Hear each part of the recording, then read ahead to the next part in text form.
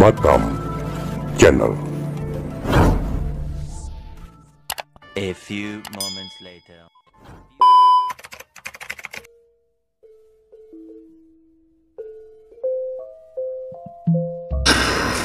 Pada abad ke-16, seorang wali supi harus menghadapi tuduhan sesat oleh Majelis Hakim Kerajaan Islam Demak Bintara.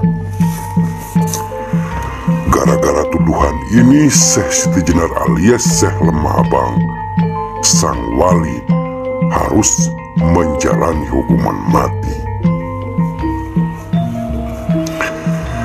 Referensi Islam Indonesia telah membukukan Syekh Siti Jenar sebagai tokoh sesat yang membangkang terhadap kepemimpinan Wali Songo.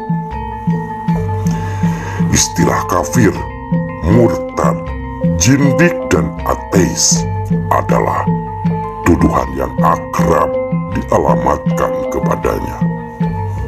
Bahkan dia telah menjadi simbol tokoh pembangkangan terhadap sistem yang telah dianggap absah. Itu sebabnya Syekh Siti Jenar dinisbatkan sebagai tokoh kaum abangan yang tak rela terhadap musnahnya ajaran nenek moyang setelah datangnya Islam. Syekh Siti Jenar dianggap berdosa karena menyebarkan faham wahdatul wujud atau manunggaling kaula Gusti kepada masyarakat yang waktu itu masih tergolong awam.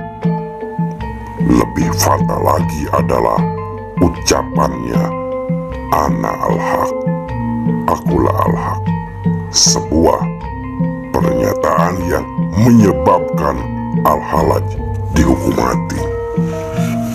Karena alasan inilah maka D.H. Kramer menjuluki Al-Halaj dari Jawa. Berikutnya, terutama oleh para penulis Belanda seperti Rinkes dan Jod Mulder, Siti Jenar disebut-sebut sebagai penganut Syiah beraliran Jabariyah dan Qadariyah. Rinkes de Heiligen van Java serta pengikut tarekat Rifaiyah atau Jod Mulder van Theisme en Monisme.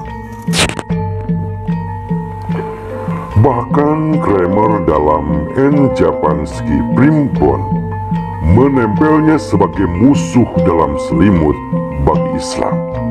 Seringkali dari balik pikiran-pikirannya yang panteistik yang berkedok istilah-istilah Islam, terasa sekali polemik yang tajam menyerang Islam secara diam-diam. Tulis Kramer. Sahdan dalam satu diskusi periodik yang dilakukan Majelis Wali Songo, Syekh Siti Jenar melontarkan buah renungannya yang kemudian dikenal sebagai konsep sahadat muta'awila atau lebih dikenal sasahidan. Konsep ini berakar pada faham wahdatul wujud, sebuah faham tasawuf yang menjadi trademark pada para wali waktu itu.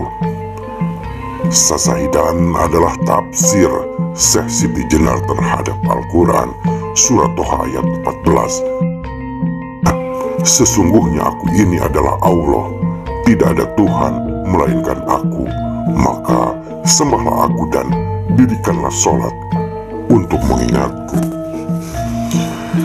Sahadat muta'awila yang bunyi lengkapnya Ashadu alla ilaha illallah, tidak ada Tuhan selain dia, menurut Syekh Siti Jenar merupakan pengejawantahan atas surat Toha ayat 14 tadi. Aku dalam ayat tersebut ditafsirkan sebagai kehidupan kita sendiri. sehingga bernapas pun dianggap sebagai ibadah kepada Sang Pencipta. Dalam kerangka filosofis ini, Syekh Siti Jenar memandang kehidupan di dunia adalah sesuatu yang semu atau palsu, sedangkan kehidupan sebenarnya adalah alam akhirat. Karena di situ manusia hidup kekal. Mila dunia punika dudu aran hidup.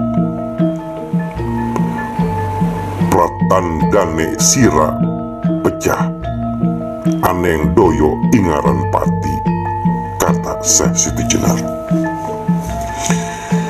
Diskusi periodik Wali Songo ini terekam dalam kitab Pananggalani Ngilemu, sebuah kitab majmu yang berisi kumpulan wejangan para wali peserta diskusi. Sunan Giri misalnya mengulas tentang ananing zat, keadaan zat. Sunan Gunung Jati tentang kesentosan iman atau kesentosaan iman. Sunan Kalijaga mengulas soal tata malige ing baitul mal, sedangkan Syekh Siti Jenar sebagai pembahas soal sah-sah idaning dumados atau kesaksian dari kejadian atau makhluk. Masih dalam paradigma filosofisnya, Syekh Siti Jenar berprinsip tidak terlalu menekankan simbol formalisme dalam mencari kebenaran. Sikap tunduk dalam dan patuh pada yang benar itulah yang menurutnya hakikat ajaran agama yang oleh Al-Quran disebut sikap Al-Hanif. Sebuah vonis dan tuduhan yang telah ditulis para pelopor sejarah. Syekh Siti Jenar memang sementara ini ada kesan sejarah Wali Songo adalah ruang keramat yang setiap orang merasa tabu memasukinya, apalagi bertingkah nyeleneh, sehingga dapat dipahami jika sepanjang masa selalu muncul kontroversi. Batam Channel. A few moments later.